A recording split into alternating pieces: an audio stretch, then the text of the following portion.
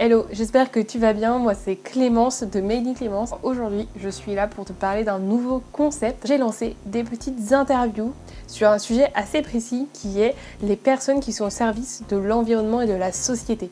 Pourquoi ? Parce que c'est mes valeurs en fait depuis le début de mon activité, les gens, l'écologie, l'environnement et tout ce qui tourne autour de notre société en général. Et j'avais vraiment envie d'aller découvrir les autres acteurs, de pouvoir apprendre d'eux, qu'on puisse apprendre ensemble et de pouvoir surtout te partager tout ça. Parce que tout ce que moi je vais apprendre, eh bien j'espère que tu l'apprendras aussi via leurs mots. C'était super important. Et donc j'ai décidé 2023, nouvelle année et tout, de lancer ça. Je suis super contente d'avoir ma première invitée aujourd'hui dans le podcast du jour qui est d'autre que Adélaïde Riveraud de Petit Pois Carottes. Alors Petit Pois Carottes c'est quoi ? C'est une épicerie zéro déchet qui s'est installée à Belle-Beille à Angers. La petite particularité c'est que Belle-Beille est un quartier prioritaire et comme va vous l'expliquer Adélaïde, eh bien tout le monde n'était pas forcément en accord avec leur choix. C'est ça qui est super intéressant, c'est qu'ils ont été avec son compagnon Pierre mettre une épicerie zéro déchet à un endroit où on ne leur recommandait pas. Ils ont un amour pour le local, un amour pour le zéro déchet et Adélaïde va vous transmettre bien tous ses conseils, ses astuces, sa vision du zéro déchet et puis j'espère que ça va pouvoir peut-être en aider certains à lancer leur transition, pour d'autres peut-être de comprendre rien que le principe et de déconstruire des mauvaises idées un peu qu'on avait déjà. Et puis bien sûr elle va vous parler de son parcours. Voilà, alors je vous invite à regarder cette vidéo ou à l'écouter en fonction de la plateforme sur laquelle vous êtes. Et moi je vous dis à très bientôt.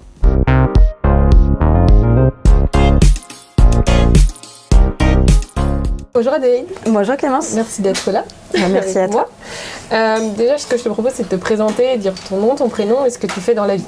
Oui, tout à fait. Donc Adélaïde Riveraud, je suis la cofondatrice de Petit Pois Carottes avec à la fois mon associé et mon compagnon Pierre Leget.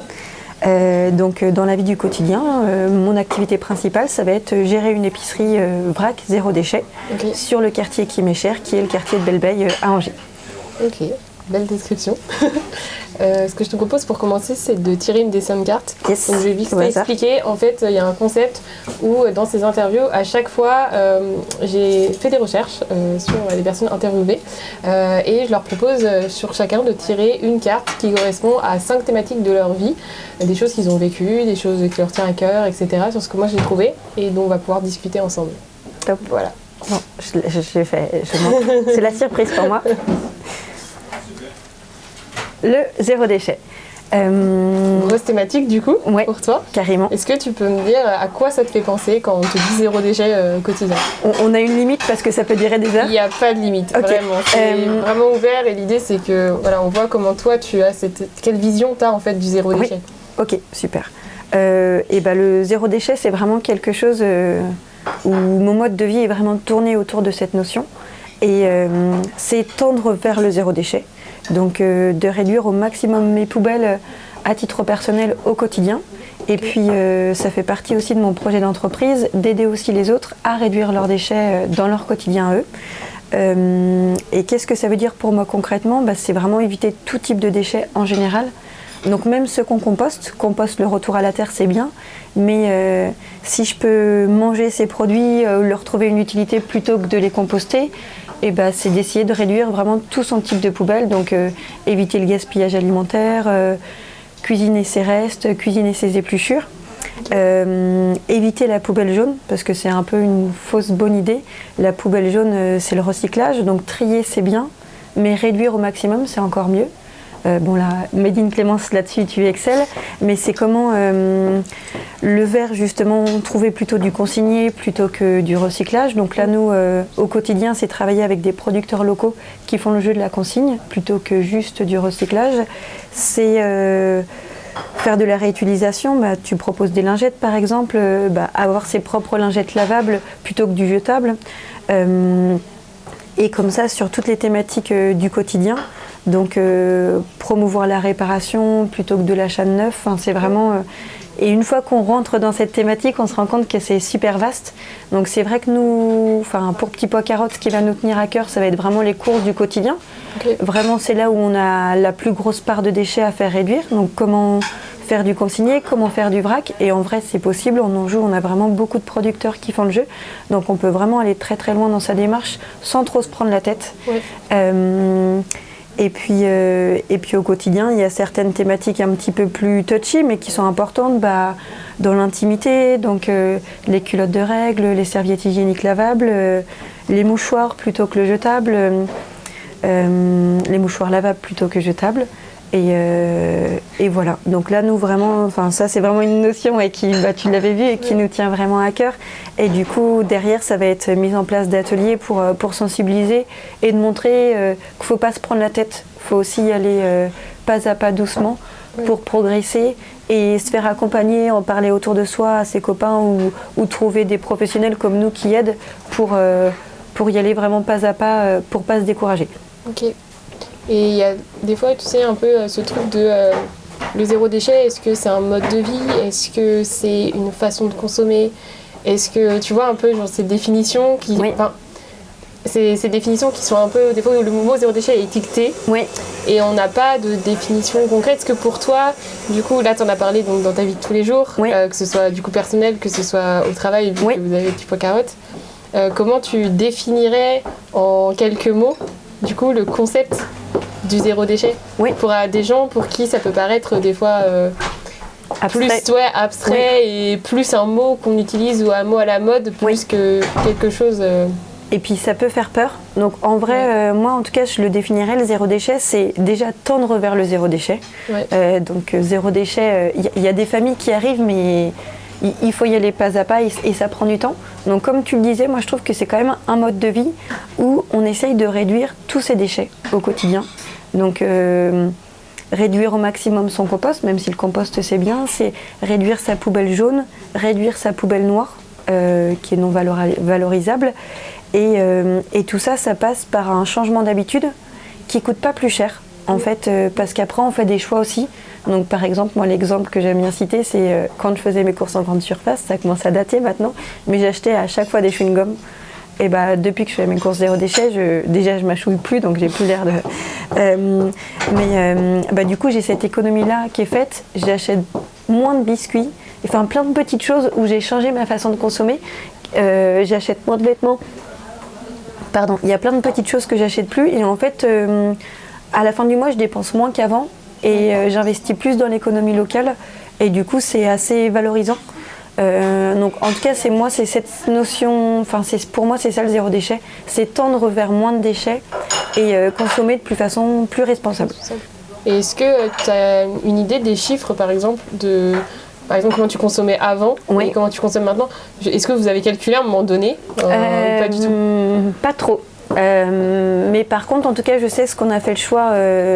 Alors nous, on habite sur le quartier de Belle-Veille, donc qui dépend d'Angers-Loire Métropole pour la collecte des déchets.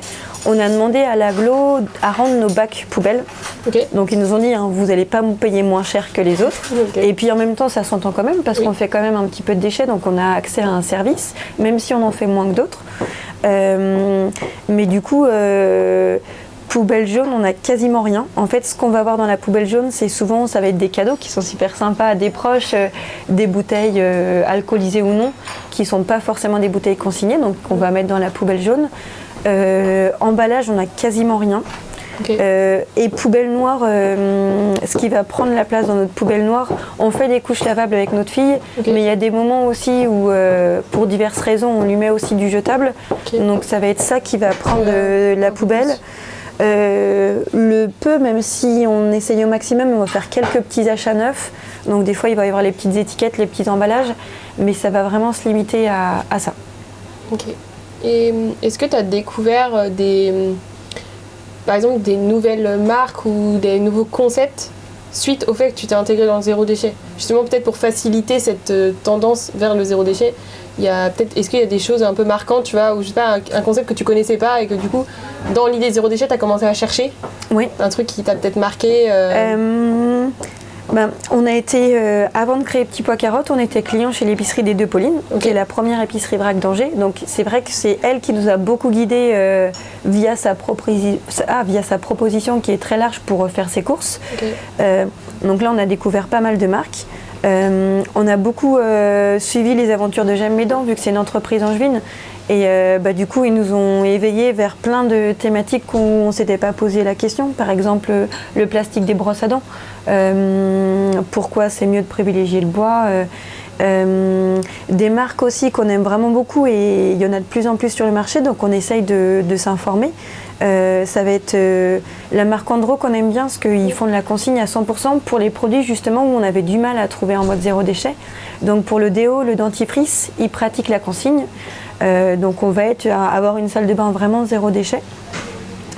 Je réfléchis les petites marques, les marques que j'ai découvert au fur et à mesure en termes de cycle féminin. Au départ, j'utilisais des serviettes hygiéniques lavables, j'en utilise toujours, mais du coup j'ai aussi acheté des culottes menstruelles faites en France. Et ça a été vraiment une grosse révolution pour avoir des règles plus, même si c'est toujours chiant, mais plus agréable. Sympa. Exactement. Ouais. Les petites marques, les marques qu'on a pu découvrir sur les réseaux sociaux, on essaye d'être au taquet. Tu vois, c'est un peu comme ça qu'on s'est découvert, qu'on a découvert Made in Clémence. Je réfléchis aux choses assez chouettes qu'on a pu avoir. Est-ce que ça peut être, par exemple, tu vois, je dis des bêtises, mais genre par exemple en matériel informatique. Oui. Est-ce que du coup, tu as aussi cherché des alternatives aussi, et s'il y en a, est-ce qu'il y en a que tu utilises ou oui. Tu vois, sur des trucs un peu auxquels on pense pas forcément au premier abord quand on commence la transition. On pense beaucoup souvent produits de la maison, et toutes les marques que tu as données, elles sont vraiment toujours trop bien. Genre quand on veut se lancer, moi, pareil, j'utilise quasiment les mêmes, tu vois, c'est trop bien. Mais du coup, sur d'autres trucs, des fois, auxquels on pense pas, et auxquels les gens se disent pas, ou le zéro déchet, on pense aussi souvent alimentaire, et du coup, il n'y a pas que ça, effectivement. Oui. Et peut-être sur des choses un peu plus différentes, auxquelles on pense pas. C'est vrai. Là, tu parles du numérique. C'est vrai que le numérique, c'est un impact ultra important. Donc, privilégier le reconditionné, c'est top. En Anjou, nous, du coup, on a fait le choix de bosser pour tout ce qui est PC. Les PC, tout ce qu'on a pu acheter de seconde main, on l'a fait. Et on est passé avec une entreprise qui est située à Saint-Jean-Linière qui s'appelle Loire Éco-Distribution, qui fait du reconditionné et à la fois pour l'électronique, enfin tout ce qui va être PC, et table, chaise, de bureau plutôt. Tout notre mobilier, nous, qui a été fait sur mesure par un menuisier angevin, on a tout chiné en ressourcerie, nous. Où la ressourcerie des Biscottes et Philodome, qui sont des ressourceries angevines, ont vraiment été super. Parce que nous, on a ouvert avec le Covid. Et bref, tout était fermé. Et ils nous ont ouvert leurs portes pendant cette période et permis de privilégier au max la seconde main et emploi en réinsertion. Donc c'est vrai que c'est les achats du quotidien. Les meubles, il faut être un petit peu plus patient. Mais chiner sur le bon coin en ressourcerie, ça permet et de faire des économies et d'acheter des choses qui sont en seconde main. Donc ça, on y pense un petit peu moins quand on s'y met, mais c'est vrai que ça a plus d'âme derrière, je trouve, en plus qu'on a. Là où tu maîtrises bien aussi, c'est le textile. Privilégier du textile de seconde main, et puis on peut faire des choses sympas avec le couturière, bien à son goût.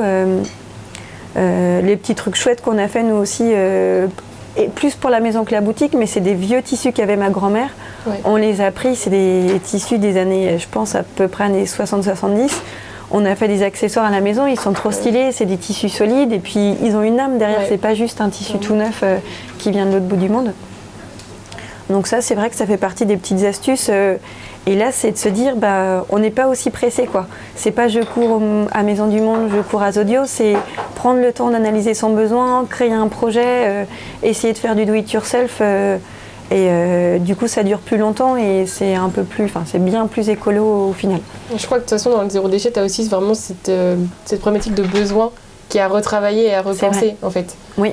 Parce que de base, faire du zéro déchet, donc tendre vers moins de déchets, c'est simplement ne pas en créer. Oui. Et donc, en fait, on en crée souvent par excès de besoin parce qu'on pense avoir un besoin qu'on n'a pas réellement. C'est vrai. Du coup, on va acheter des trucs dont on n'a pas vraiment besoin. C'est vrai. Et la notion de besoin, elle est vraiment... je sais pas ce que tu en penses, mais vraiment centrale sur repenser notre façon de vivre en fait et de consommer, quoi. C'est vrai, tu as tout à fait d'accord. Des fois sur un coup de tête on va avoir un besoin et c'est vrai que maintenant il y a des outils que j'aime pas trop, genre Amazon, où pouf on se dit tiens j'ai envie de ça et en 2 clics on achète. Et alors qu'on aurait attendu une semaine, peut-être que quelqu'un nous l'aurait pu nous le prêter, on aurait pu vraiment l'acheter d'occasion, ou c'est vrai qu'au final se dire en fait est-ce que j'ai besoin de ce produit et souvent la réponse c'est vrai que c'est non. Exactement. Est-ce que tu pratiques au quotidien le prêt entre personnes ou pas du tout, en particulier notamment? C'est un truc que tu... Ouais. Oui, avec ma famille, on a un peu notre bibliothèque, tout ce qui est outils pour le bricolage. On se les prête entre nous. Et puis nous, on a la chance aussi de vraiment beaucoup connaître nos clients. Et du coup, on essaye, en fonction des besoins qu'on identifie, de voir si c'est pas des choses qu'on peut emprunter. Par exemple, le broyeur. Alors qu'on peut louer à l'établi sur Angers, mais pour nous l'établi c'est vraiment loin, au Pontier à côté de la ressourcerie des Biscottes, vu qu'on fait tout à vélo. Et du coup maintenant c'est une de nos clientes qui est devenue amie, qui nous le prête une fois de temps en temps. Puis un broyeur en fait on en a besoin de 2-3 fois l'année, mais pas plus. Donc on essaye d'emprunter au max. Et c'est là où le coût impact il a vraiment le coût et l'impact ont vraiment une importance. Quand tu dis on l'utilise 2 fois à 3 fois à l'année, par rapport au coût énergie de production, au coût économique que c'est à l'achat de ce matériel-là, et l'impact que ça a, c'est vrai que c'est vraiment bien de pouvoir se le prêter. Voilà, y a vraiment intérêt, quoi. Pour la petite histoire, à Petit Pois Carotte, ça faisait partie des activités qu'on voulait proposer, la location d'objets, exactement, genre machine à coudre, broyeur, une perceuse, visseuse, surtout qu'on a beaucoup d'étudiants sur le quartier. T'as la première, c'est ça. Et du coup, toi, bien sûr, tu as besoin de ta machine au quotidien, mais je la prête justement à ma cousine régulièrement qui en a besoin, mais pas tout le temps. Et du coup, elle fait son projet, elle me la rend. Moi, entre-temps, j'avais pas forcément besoin de ma machine. Et on s'était dit, ça pourrait être chouette de faire ça à Petit Pois Carotte. Et on nous avait dit, déjà, concentrez-vous sur quelques activités et quitte à ce que ce soit un axe d'évolution pour plus tard. Mais c'est vrai que chaque quartier, ça pourrait être chouette d'avoir une matériothèque, une machine à raclette, un broyeur, les petites choses que... Tu utilises peu de fois à l'année. Et oui, je suis d'accord. En plus, dans le cas des étudiants, par exemple, tu vas pas te dire faut que j'emmène ma perceuse, absolument. Tu vois, t'en aurais une pas très loin où tu peux emprunter quand vraiment t'en as besoin. C'est incroyable, quoi. Ça serait carrément. Ok, trop bien. Merci beaucoup pour. Est-ce que tu as autre chose à dire sur ce sujet? Sur cette thématique, là, je pense qu'on a déjà bien entamé. Ouais. Je te propose de tirer une autre carte. Donc zéro déchet. On le met de côté. Hop. Vas-y. Alors. Les États-Unis. Hop. Alors, j'ai fait une petite recherche sur Internet. Yes. Il paraît que tu as un lien spécifique avec les États-Unis. Est-ce que tu peux en parler? Oui, tout à fait. Du coup, j'ai eu la chance de travailler là-bas pendant presque 2 ans. Et du coup, j'étais partie là-bas au départ en tant qu'étudiante pour faire un premier stage de fin d'études. Et je voulais un peu casser mes stéréotypes, justement. Pour moi, les États-Unis, c'était un pays ultra pollueur. Je pense que c'est l'image que tout le monde en a. C'est vrai. Et ce qui est le cas. Mais du coup, je voulais partir en Californie, qui est un état dit plutôt vert, pour voir un petit peu les différences avec nous, le fonctionnement qu'on peut avoir en Europe. Et bref, je me suis trouvée dans le Vermont, qui est un des états les plus verts des États-Unis. Et j'ai travaillé sur le reconditionnement là-bas. Donc ça a vraiment été super parce que du coup, j'étais partie... Mes études, c'était sur la thématique des déchets.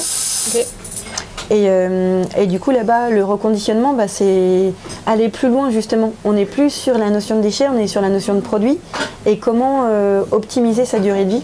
Donc j'aimais bien déjà cette notion de dire c'est pas un déchet, c'est un produit qui a besoin d'être réparé, reconditionné, mais un peu comme toi, j'imagine, quand tu parles de ressources, certes, ça peut être vu comme des déchets pour certaines personnes, mais c'est plus des déchets, en fait, c'est des produits à valoriser.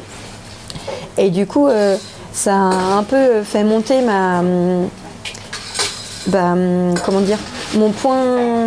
description de déchets. En fait, je me suis dit, mais en fait, il faut qu'on arrête de dire déchets, mais qu'on parle vraiment de ressources et d'éviter que ces ressources, justement, deviennent des déchets. Donc ça, j'ai adoré.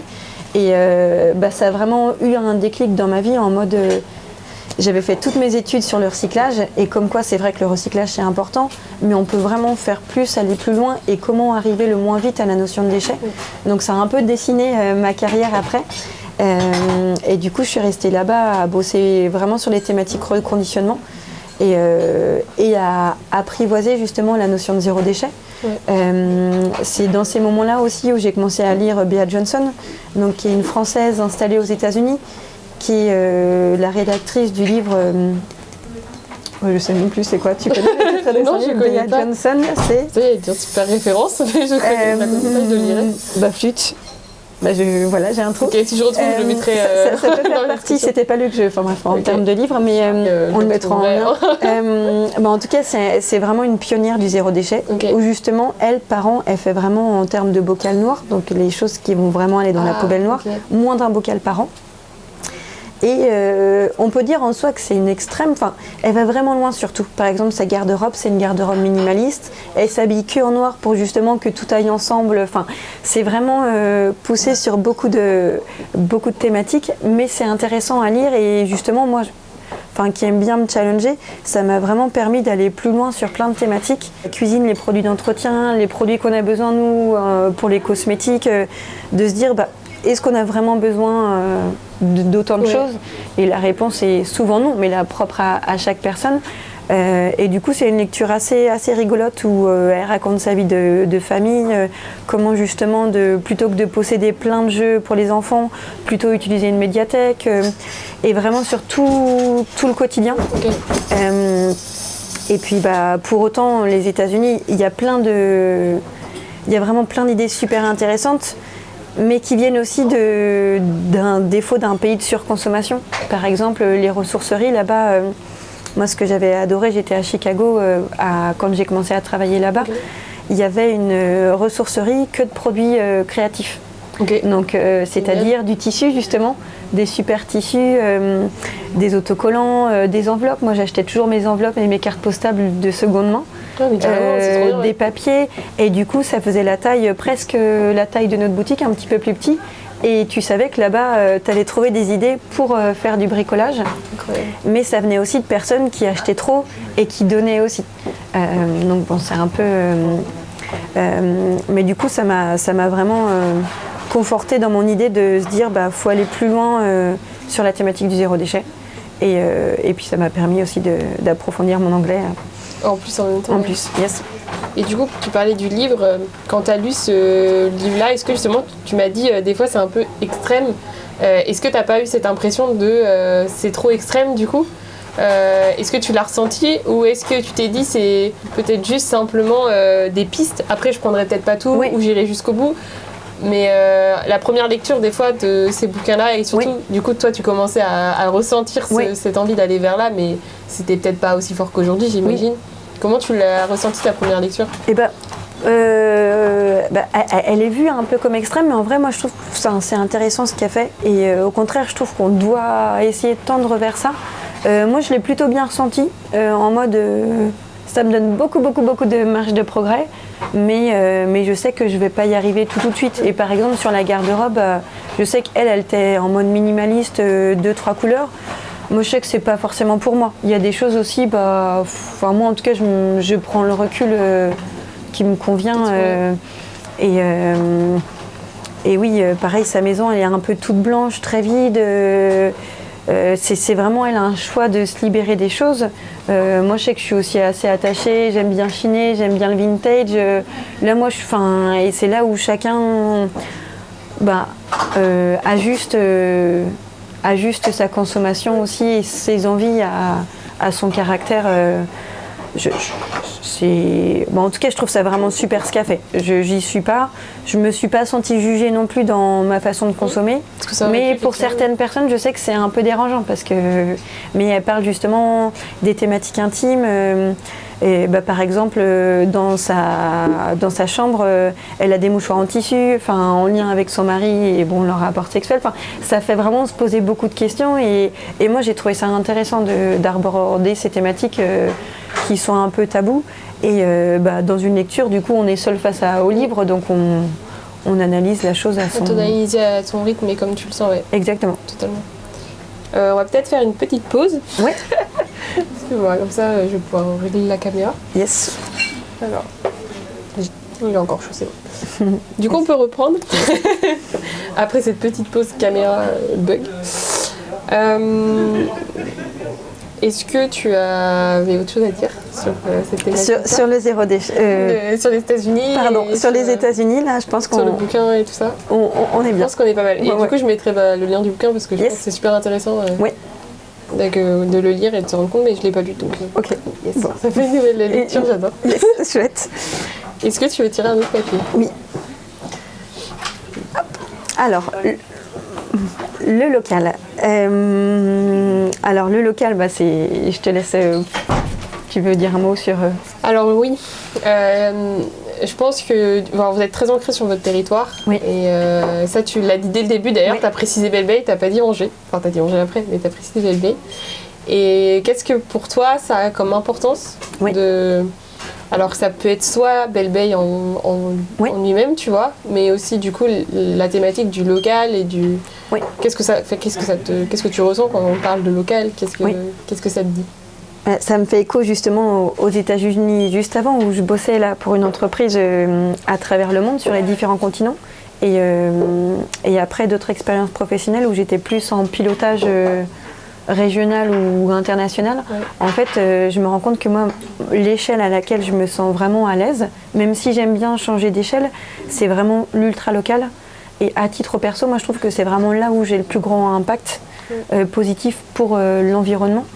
Et comme tu le disais, nous, le quartier de Belle-Bay, c'est vraiment notre échelle d'action et on aime, quand on est dans la rue, de croiser les gens, de connaître les gens, presque les prénoms. Enfin, c'est vraiment, je trouve, une plus-value à son quotidien quand on se dit bonjour sans connaître forcément personnellement la personne, mais avoir un peu un ancrage territorial et connaître les personnes, nous, on trouve ça vraiment chouette. Et du coup, Belle-Bay, c'est un quartier où on vit. Enfin, notre fille est à la crèche, on a notre maison, notre pain, on l'achète à la boulangerie juste à côté de chez nous. Enfin, on essaye de faire vraiment vivre au maximum le quartier. Et puis nous, notre entreprise, du coup, est ancrée sur ce chouette quartier. Et puis, où c'est important pour nous à la boutique, c'est aussi mettre en avant notre territoire. Donc, au niveau ultra local, c'est le cas, t'en fais partie, Médine Clémence, tu fais partie d'une de nos créatrices, une de nos partenaires. On a aussi Colette Pâtisserie, qui est pâtissière, qui fait tout à vélo et qui est sur le quartier de Belle-Bay. On a Pan Rose, qui fait de la bière et des boissons sur le quartier de Belle-Bay. Donc on a aussi Loupi qui est une créatrice de produits en bois qui est basée sur le quartier de Belle-Bay.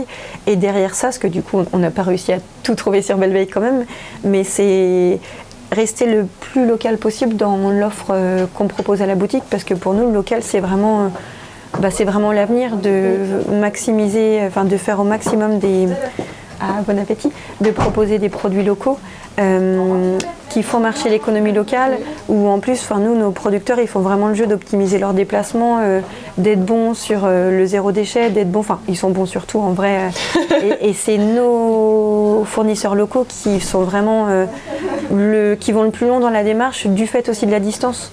Un exemple tout bête, toi tu nous livres à chaque fois en vrac, c'est l'ADN de ton entreprise, mais tu vas pas nous mettre un petit sac craft, ou si c'est un sac craft, c'est un sac de récup. Pareil pour J'aime mes dents, on vient d'intégrer Cook & Run, qui est une entreprise à Écuyer qui fait des barres de céréales et des céréales.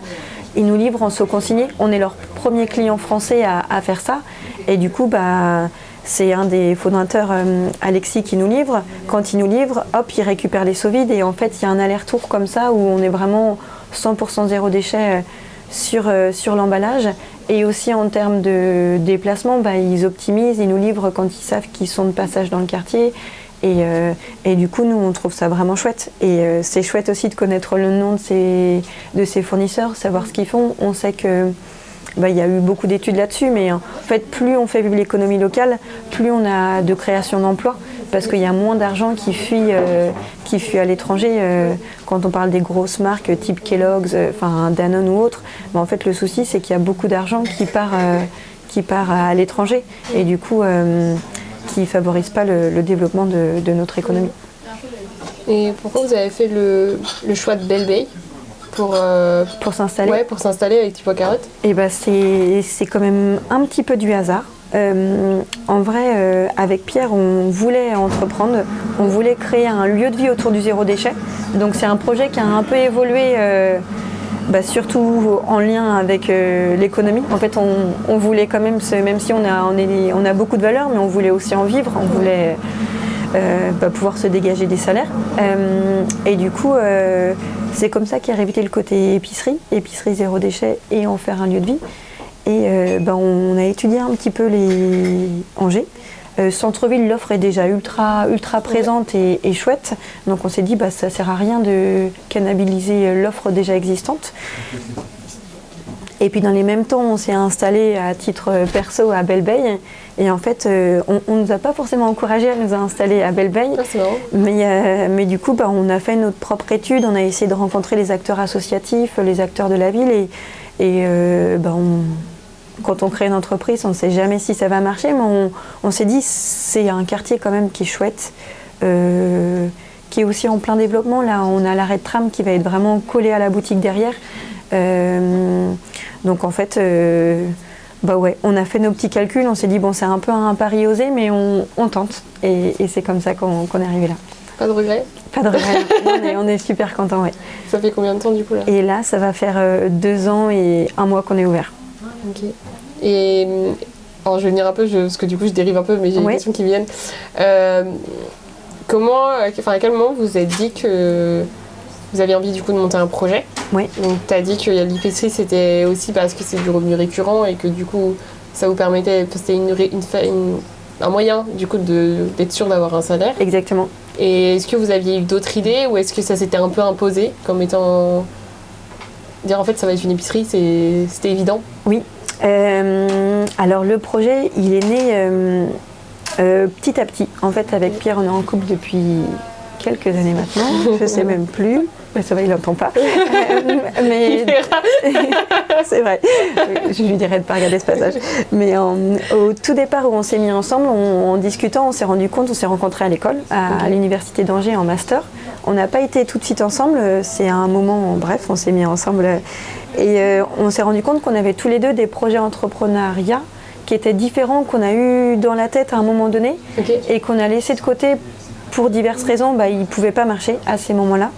Et puis, et tous les deux, on s'est un peu challengés pour aller plus loin justement sur les thématiques environnementales. Et très vite, on s'est impliqué dans différentes associations. Et en fait, on s'est rendu compte qu'on était content de s'impliquer, mais que ça allait pas assez loin. Qu'on avait aussi envie de mettre notre temps pro au service de nos valeurs et de créer quelque chose qui nous ressemble, qui puisse aller vraiment, qu'on puisse vraiment décider d'où on va. Donc c'est petit à petit que le projet a mûri dans nos têtes. Je dirais il a mûri au moins 2 ans. Et puis à un moment on s'est dit là on n'arrive plus à trouver l'énergie en dehors de notre temps de travail. Pour aller plus loin, on s'est dit il faut qu'on s'y consacre à 100%. Oui. Donc on a eu la chance de pouvoir être au chômage tous les deux. Et en gros on a passé un bon an à vraiment décider, à dessiner le cadre du projet et puis à se lancer et à juger est-ce qu'on se lance ou pas justement. Oui. Au départ on s'était dit on est au chômage pour prendre le temps d'étudier la chose et aussi de se dire si on voit que les marqueurs sont pas ouverts, de se dire tant pis ce sera peut-être un projet pour plus tard ou pas, mais de pas se lancer la tête baissée. Et au final on trouvait que les marqueurs étaient ouverts, on avait vraiment envie de mener un projet qui au départ était plus un lieu de vie et qui est devenu une épicerie zéro déchet en mode lieu de vie tiers-lieu qui propose restauration, café, cantine et animation. Et puis aussi, là c'est assez petit à petit que ça se développe, mais des prestations en dehors de petits pois à carottes sur les thématiques du zéro déchet, plutôt entreprise. T'as l'impression d'avoir du coup retrouvé ce lieu de vie que tu avais eu envie de créer au tout début? Ouais, carrément. Même si c'était pas comme ça qu'on le voyait forcément. Moi j'aurais bien voulu créer un peu une auberge zéro déchet pour que tu vois que les gens ils soient vraiment ils arrivent chez nous, s'ils louent une chambre, ils sont vraiment dans leur chambre, tout est fait pour aller dans le zéro déchet. S'ils ouvrent les placards de la cuisine, ça soit un peu en mode maison témoin. Donc il y a certains points, justement, on le fait lors d'ateliers, on ne le fait pas en mode immersion, mais ça peut être peut-être des projets. Exactement. Mais non, oui, on est content. Et puis où on est content que ça, on n'avait pas cette idée au démarrage, c'est d'être ancré dans le quartier et que des gens qui sont vraiment pas du tout sur le zéro déchet le découvrent et ils se disent en fait le lieu est sympa, je viens prendre un café. Puis au fur et à mesure des découvertes qui s'approprient la boutique, ils se disent tiens, je testerais bien ça, je m'achète un auriculaire pour remplacer mes cotons-tiges. Enfin, c'est nos petites victoires du quotidien. Oui, en fait, tu as pu amener aussi, je pense, retirer cette étiquette du zéro déchet un peu, tu vois, le truc où on se dit, c'est que pour certains types de personnes. Et vous avez réussi, je pense, à enlever ça en amenant du coup ce côté café-cantine, petit truc. Et ce qui fait que les gens, même si au début ils ne se sentent pas forcément concernés au tout début, en fait ils vont venir pour autre chose. Et peut-être que ça va amener vers d'autres changements. Tout à fait. Et c'est super intéressant parce que ça permet d'ouvrir à d'autres personnes qui n'auraient pas pensé. Carrément. Et où c'est plus important, c'est vrai que c'est toujours bien que nous, on aille plus loin dans notre démarche, mais c'est aussi comment toucher ceux qui n'y sont pas du tout. Et là, du coup, via cette ouverture sur le quartier, on y arrive. Donc ça c'est vrai que c'est chouette. Ouais, c'est super. Ok. Non, du coup, merci pour ton témoignage sur le local, mais oui, c'est très vrai. Top. Est-ce que tu veux avancer? Yes. Alors, une prochaine, donc le local. C'est tout bon. Hop, il nous en reste 2. Hop. Le vélo. Alors, le vélo, c'est très marrant parce que, alors du coup, tu vas dire, mais vous n'avez pas de voiture, c'est ça? Tout à fait. Est-ce que tu peux en parler? Parce qu'il y a beaucoup de gens pour qui ça va choquer, je pense. Parce qu'on est en ville, mais on n'est pas non plus une très grosse ville. On n'est pas comme Paris, on n'a pas...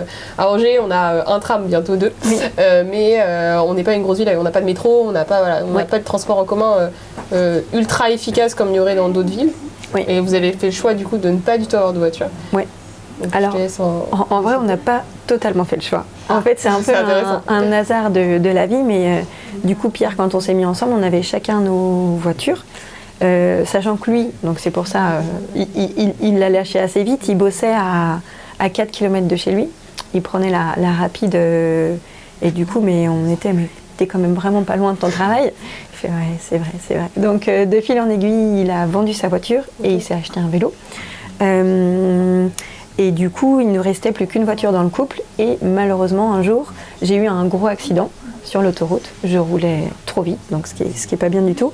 Mais la voiture, donc déjà, j'ai eu de la chance parce que personne n'a été blessé. J'ai percuté une voiture et bref, 0 séquelles de toutes les parts. Donc ça m'a déjà beaucoup marqué de me dire, j'aurais pu tuer quelqu'un. Et donc tout le monde était bien, donc ça c'est quand même top. Mais la voiture vraiment morte de chez morte. Donc du coup, où j'ai eu de la chance aussi, c'est que j'ai été remboursée par les assurances, donc j'aurais pu m'en racheter une. Mais avec Pierre, on aime bien faire des petits challenges. On s'est dit, on va tester de ne plus avoir de voiture sans se mettre de pression. On se dit, s'il faut en racheter une, justement, là l'assurance m'avait remboursé, il y aurait pu... T'aurais pu acheter si t'avais eu besoin. C'est ça, une petite voiture. Et on ne l'a pas acheté. On s'est dit, on fait un test 1 mois, 2 mois, 3 mois. Et à l'époque, on n'avait pas d'enfants. Et ça a bien marché. Les gens nous disaient, vous verrez quand vous aurez un enfant. Et puis voilà, donc on s'est dit, de toute façon, on verra. On ne s'était pas mis de pression et ça s'est bien fait. À l'époque, on habitait dans le quartier de la Roseraie, donc qui est un quartier où là, il y a le tram. Mais nous, en vrai, sur Angers, on faisait vraiment tout à vélo. Transport en commun, c'est très rare. Ça peut arriver si on veut prendre le train, mais globalement, on va plutôt prendre les vélos partagés type Pony pour nous emmener d'un point A à un point B, un vélo qu'on laisse qui ne nous appartient pas, et via le téléphone qu'on débloque. Mais les transports en commun, on les utilise vraiment très très peu. Donc avec l'arrivée du tram à Belleveille, je pense que ça sera différent. Mais c'est vraiment nos vélos qui nous aident à tout faire. Et puis quelques années plus tard, on a eu notre fille, Simone. Et pareil, on a équipé notre vélo en fonction. Justement, au tout démarrage, du coup, on a fait le choix, c'était avec le Covid. Elle est née pendant le Covid. Donc à l'époque, à ce moment-là, on faisait peu de déplacements. Donc on a attendu qu'elle ait, je crois, 10 jours avant de faire la première balade à vélo. Et elle était dans un cosy, donc ce qui est sécurisé pour les petits. Elle était bien couverte. Et puis ça s'est bien passé. Et là maintenant, elle a 2 ans et demi. Donc on n'a plus de voiture depuis 4 ans, je pense à peu près, 4-5 ans. Et ça se fait bien, pas de voiture à titre perso, on n'est pas anti-voiture pour autant, donc on en loue. Sur Angers quand même c'est assez facile, ou chez les loueurs de voitures classiques, soit il y a aussi Cities, où nous on a l'appli, et on peut, si vraiment en dernière minute j'ai besoin d'aller quelque part, je la débloque avec mon téléphone. Ça coûte bien plus cher que d'avoir une voiture à titre perso, mais par contre en fait vu qu'on l'utilise, nous des voitures on en loue même pas 3 mois. Donc en fait, même si quand on en loue une, ça nous coûte entre 50 et 100 €, l'économie d'assurance, d'essence et autres, c'est ultra rentabilisé. Et puis aussi, on a beaucoup de personnes, en fait, ou nos familles, ou même il y a des clients de la boutique, des fois, qui savent qu'on n'a pas de voiture, ils nous disent, mais si vous voulez une voiture, n'hésitez pas, on se la prête. Et on se rend compte, tu vois, ça fait écho avec ce que tu disais sur le prêt tout à l'heure. Pour nous, la voiture, c'est vraiment un usage très ponctuel. Et en fait, on fait beaucoup de covoiturage où on emprunte ultra ponctuellement. Mais en fait, on n'en a pas besoin. On a un garage, mais qui sert pour les vélos. Par contre, c'est vrai qu'on s'est bien équipé en vélo. Oui, ce que j'allais te demander, du coup, là, vous avez quoi comme vélo? On est un peu trop bien équipé. Attention.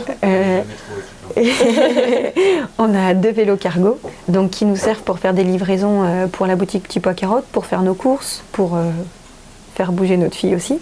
On a aussi transporté Jérémy Pichon de la famille Presque Zéro Déchet dans notre vélo cargo. Incroyable. Du retour du défi Zéro Déchet de l'Aglo. Et quand on fait des stands, des événements avec Petit Pois Carotte, donc ce qui arrive quand même régulièrement, ben on a la remorque avec le vélo, nos 2 cargos et on arrive à transporter en gros 300 kg de marchandises. Donc en fait, par rapport à notre besoin, bah, ça suffit amplement. Oui. On s'était croisés au campus d'Aide, tu vois, tu vois le vélo, ça, c'était nickel. En plus, par rapport aux autres stands, bah, nous le vélo, on l'emmène juste au stand, donc ça a ce côté pratique aussi où pour ranger en fait. Et notre zone d'intervention qui est autour de la boutique à 10-15 km, bah le vélo c'est parfait. C'est de l'argent. Ouais. Ok. Et par contre on est bien équipé, on a des manteaux de pluie, mais il pleut pas si souvent que ça, on a des sacoches à vélo, donc même pour les courses à vrac, quand on allait faire nos courses en ville au centre-ville d'Angers, c'était 2 sacoches à vélo, bah comme toi aussi, c'est ce que tu fais. 2 sacoches bien remplies, en fait, ça se fait très bien. Tu mets pas mal de choses dedans. Bah, carrément. Pour les courses d'une semaine, et souvent le vrac, on essaye de trop surstocker, ça se fait bien. Ok, c'est trop bien. Bah, j'espère que vous utilisez bien les vélos. Je pense que oui. Ouais, ça va. On a des classes. C'est ça. Ok. Et on les prête aussi des fois pour des gens pour qu'ils découvrent justement. Et en fait, ce que c'est par le test. Nous justement, oui. On s'était pas mis la pression sur arrêter la voiture. C'était un peu le style, comme je t'ai dit, c'était la circonstance de mon accident de voiture. Et en fait, sans se mettre la pression, des fois, de louer un vélo une semaine ou autre pour se dire, est-ce que je peux m'en passer? Puis c'est en faisant ces tests et on se rend compte si on peut s'en passer ou pas. L'importance de tester tout, de toute façon. Ouais. Parce qu'on dit aux gens aussi pour le zéro déchet, on n'oblige personne en fait. Oui. Mais faites le test et ça se trouve, vous en serez très content. Et carrément. si vous ne l'êtes pas, c'est pas grave. Ce sera peut-être pas maintenant, ce sera peut-être plus tard, ce sera peut-être jamais, mais c'est pas grave en fait.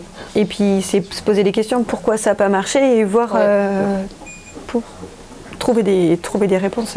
Ouais, trouver des solutions. Oui, c'est ça, des solutions à ces blocages. Trop bien. Est-ce que tu as autre chose à dire sur le vélo? Là, on est bien, c'était bon, ça roule. C'était le dernier ou il en reste encore un? Il en reste un. Il en reste un. Vas-y. Hop. Alors, l'associatif. Je te laisse présenter. Oui, donc c'est pareil, c'est une recherche que j'avais faite et j'ai vu que tu étais très active dans les associations. On en partage du coup quelques-unes. Oui. Donc sur Réseau Vrac, tu chapeautes sur l'antenne autour d'Angers. Oui. À l'ADEC, secrétaire. Oui. Ouais. Voilà, et surtout des rôles importants, pas seulement membre, tu vas plus loin. Quel impact ça a pour toi l'associatif et pourquoi tu t'engages autant? Oui. Pour nous, et Pierre et moi-même, c'est vrai que l'associatif, c'est important. On essaye de faire à notre mesure, donc c'est vrai qu'il y a des associations où on est un peu moins impliqué que d'autres. Mais on se rend compte que de la force du collectif, et ça c'était justement même avant de créer Petit Pois Carotte, on fait partie des personnes qui ont créé l'association Zéro Déchet Angers. Et c'est vrai que les premiers cofondateurs avec nous, on s'est vraiment devenus des amis et on s'est challengés tous à aller plus loin dans notre démarche. Et donc ça c'est chouette. Et en fait de donner son temps, en fait nous c'est vrai que le week-end, les soirées, on a des loisirs personnels, mais en fait l'associatif on trouve ça vraiment chouette de partager des valeurs. Donc l'ADEC qui est l'association de développement de l'économie circulaire et collaborative, c'est un peu par hasard que j'ai porté ma candidature. C'est une association qui regroupe beaucoup d'entreprises à l'échelle angevine, mais pas que. Au niveau national aussi, on a quelques adhérents. Et derrière, c'était de s'impliquer pour porter les valeurs qui nous sont chères au sein de cette assoce, donc qui sont le zéro déchet, les produits locaux, le bio. Et Et du coup, c'est chouette de faire partie du bureau parce qu'en fait, on se voit régulièrement et puis ça permet d'approfondir des thématiques, d'avoir le regard des autres acteurs sur des points clés où des fois, justement, on a tous notre point de vue et c'est bien de prendre le point de vue d'autres personnes qui sont aussi d'autres chefs d'entreprise. Donc ça, c'est chouette. Réseau VRAC, du coup, on a eu envie de s'impliquer, j'ai eu envie de m'impliquer et du coup d'être ambassadrice pour les Pays de la Loire. Du coup, c'est pour aider aussi à fédérer les acteurs. C'est donner un petit peu de notre temps pour organiser des rencontres. Et on se rend compte que, nous justement, on est assez proche de différentes épiceries. Sur Angers, on est très proche avec Pauline, on était clients chez elle. Bocali également, sur Saumur, l'éco des bocaux. Et en fait, on se rend compte que c'est vraiment des liens privilégiés. On peut se voir comme des concurrents en vrai, mais en fait pas vraiment parce qu'on est loin. Et de toute façon, les gens, s'ils ont envie d'aller dans une autre épicerie, on va pas les empêcher. On n'est pas en dictature et heureusement. Et au contraire, d'être en bonne intelligence, c'est là où on s'aide, on se partage les bonnes astuces. Et du coup, on se porte à aller vers le haut. Et du coup, moi, je trouvais ça chouette, ce que Réseau VRAC, c'est une association au niveau national qui promeut le vrac, et même au niveau européen. Mais nous, au niveau des Pays de la Loire, on a quand même une richesse d'acteurs. Et je trouvais ça chouette, justement, de participer à provoquer des rencontres, se faire connaître les acteurs. Tu vois, toi, potentiellement, ça peut être des nouveaux clients, ça peut être te trouver d'autres types de fournisseurs pour tes tissus. Il y a plein de choses à imaginer. Et c'est chouette de se dire on participe à ça. On est aussi adhérent de Produits en Anjou. Okay. Donc peut-être que toi aussi un jour... je suis invitée, fortement invitée, mais je suis encore trop jeune. et du coup, tu vois, nous, c'est un réseau, c'est chouette, ça nous fait rencontrer des nouveaux acteurs, potentiellement des nouveaux fournisseurs, et ça nous fait découvrir des entreprises et de passer du temps avec en fournisseurs qui sont déjà produits en Anjou. On a Moulin de Sarré, on a Caramelli, on a J'aime mes dents. On a aussi nos miels, Miel et Loire, avec Max et Lily. Donc c'est chouette d'avoir des temps un petit peu clés avec nos fournisseurs, en dehors de ce que c'est toujours un peu la course quand on se voit. Et puis c'est une assoce qui fait des temps forts sur des thématiques clés. Donc ça peut être justement mieux gérer son temps en tant que chef entreprise, des choses qui nous font prendre du recul sur nos pratiques avec des pairs. Et là, on est sur un ancrage territorial et nous, on l'a dit tout à l'heure, mais l'ancrage territorial, est super important pour nous. En autre association qui nous tient à cœur, c'est Boîte à vélo. Boîte à vélo, donc il y a une antenne locale pour Angers. Donc c'est les entreprises qui font au moins, j'espère ne pas dire de bêtises, 75 à 80% de leurs déplacements en vélo. Okay. Donc nous, on l'a évoqué, c'est 100%.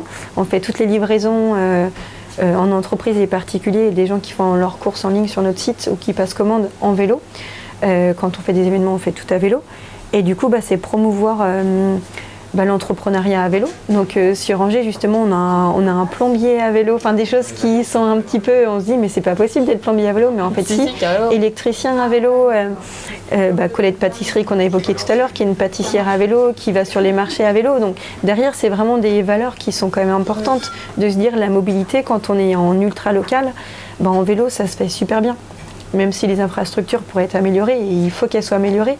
Mais pour autant, le vélo, c'est super économique. Nous, on fait des économies qui sont énormes. Et en plus, vu que nos vélos sont floqués avec petit pot à carottes, on fait beaucoup de pubs. C'est drôle. Économie de communication aussi. Exactement. Oui. Donc c'est pour nous, c'est important de promouvoir le vélo grâce à cette assos. Et en termes d'assos, je pense qu'on a fait le tour sur l'implication associative. Et ce que tu as dit aussi, ce que j'ai bien aimé, c'est qu'en fait, tu as parlé d'économie collaborative. Parce que tu disais, par exemple, tout à l'heure, par rapport à Réseau VRAC, tu disais on est plusieurs concurrents sur un même territoire, mais au final, on n'est pas vraiment concurrents parce que c'est les habitants de tel ou tel quartier qui vont peut-être aller plus dans telle ou telle épicerie ou qui préfèrent telle ou telle épicerie et tu peux rien faire. C'est ça. Et pourtant, vous vous rassemblez tous dans une même association. Oui. Et c'est ce pouvoir de l'économie collaborative au final, où en fait on peut travailler ensemble. Le mot concurrence n'a plus trop de sens dans dans le milieu de l'économie circulaire et du zéro déchet. Enfin, je ne sais pas ce que tu en penses. Si. Puis en vrai, en fait, nous, je sais que quand des fois on a des clients qui nous parlent justement de nos confrères, on sait nos différences, mais l'idée, nous, ça ne nous viendra pas à l'idée de discréditer quelqu'un.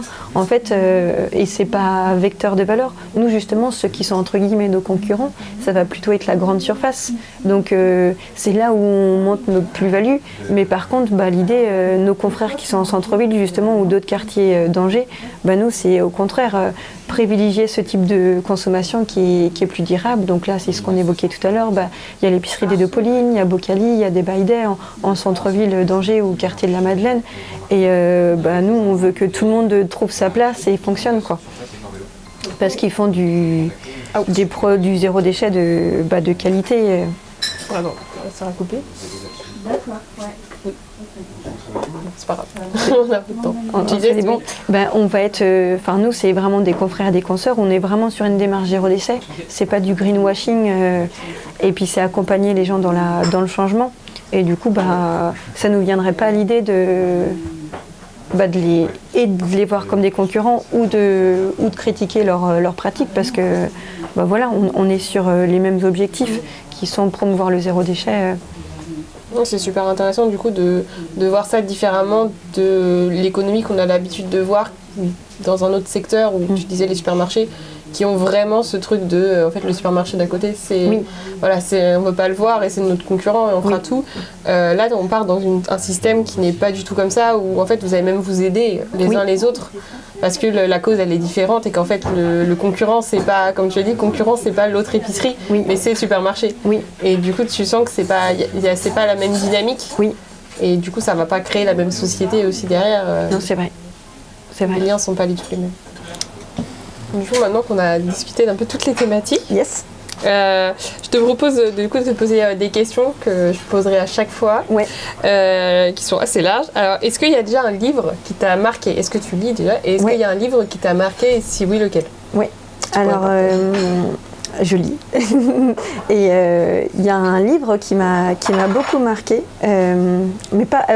On sort peu importe la thématique. Ah vraiment, là c'est toi un livre que t'as marqué toi dans ta vie. Et du coup c'est un livre de Stefan Zweig qui s'appelle La pitié dangereuse. Et c'est un livre, je l'ai lu, c'était un été, je venais d'avoir mon bac, donc j'avais fait le choix de partir à l'étranger pour justement aussi améliorer mon anglais. J'étais partie aux Philippines et faire du bénévolat. Et c'est un livre justement sur la pitié. Et c'est un auteur que j'ai découvert un peu par hasard parce que j'avais pris des livres, j'avais demandé conseil à un bibliothécaire de me donner des livres parce que j'allais pas avoir de télé, pas avoir de réseaux sociaux, il fallait donc que je m'occupe. Et il est top ce livre, il aborde la pitié d'une façon assez troublante et il est marquant. Moi, je ne vais pas en dire plus, mais du coup, c'est un auteur qui est chouette que après j'ai découvert d'autres livres de chez lui. Je lirai parce que je ne connais pas. Peut-être à la maison, je pourrais peut-être te le prêter. Si tu veux le prêter, je ne suis pas contre. Est-ce que dans ta vie, tu as vécu un échec qui t'a marqué et quelle leçon tu en as tiré ensuite? Oui. Bon, il y en a beaucoup, mais on va se focaliser sur un. Peut-être justement ce qu'on a évoqué tout à l'heure, où avec Pierre, on a eu des projets entrepreneuriat à des moments de notre vie et qui n'ont pas abouti à ce moment-là. Moi, justement, à cette époque-là, j'étais aux États-Unis et j'aurais voulu commencer à créer, mais pas forcément là-bas, mais j'aurais aimé créer un café lieu de vie. Donc c'est un concept assez anglophone mais qu'on commence à retrouver aussi en France, en mode c'est vraiment un café chaleureux. Je trouve qu'en France nos cafés sont pas assez chaleureux, donc avec beaucoup de fauteuils, beaucoup de zones sympas, tout en produits locaux, le plus simple et le plus durable possible, et qui a un programme d'animation ultra riche pour apprendre à mieux faire avec moi. Donc voilà, ça c'est quelque chose qui m'avait beaucoup intéressée, et par faute de temps et puis manque d'entourage justement pour vraiment ficeler quelque chose qui permette de se rémunérer justement, c'est un projet que j'ai laissé de côté. Mais ce qui est intéressant justement, c'est que sur le coup je m'étais dit mince, j'ai passé du temps et puis au final ça aboutit sur rien.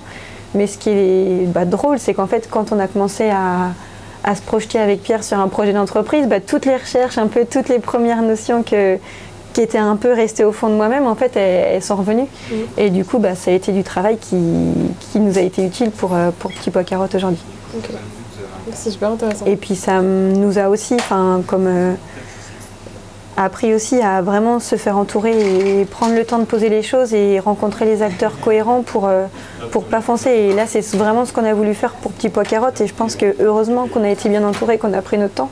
Parce qu'on a quand même ouvert avec le Covid, on a ouvert avec une situation des situations compliquées où peut-être que tu savais pas trop du coup où t'allais. C'était encore pire, plus d'incertitudes qu'il y en a déjà en entrepreneuriat. Exactement. D'où heureusement qu'on avait été bien entouré pour faire les choses le mieux possible, quoi. Ok, super intéressant. Qu'est-ce qui te motive en ce moment et c'est quoi ton prochain projet de vie? Alors, ce qui nous motive en ce moment, c'est quand la date de publication du podcast? Normalement, d'ici 2 semaines, 3 semaines. Ok, donc ça sera passé, mais oui. Là, en tout cas, le nouveau petit concept qu'on a voulu ajouter à Petit Pois Carottes, c'est tous les premiers vendredis de chaque mois. Donc pour 2023, c'est la nouveauté. C'est de faire un after-work, un moment convivial. Donc ça sera le vendredi à 19h. Okay. La boutique ne sera pas fermée, parce que normalement notre horaire d'ouverture c'est 10h-19h en continu. Là, l'idée c'est que le vendredi, on reste ouvert en mode un peu nocturne pour faire un after-work.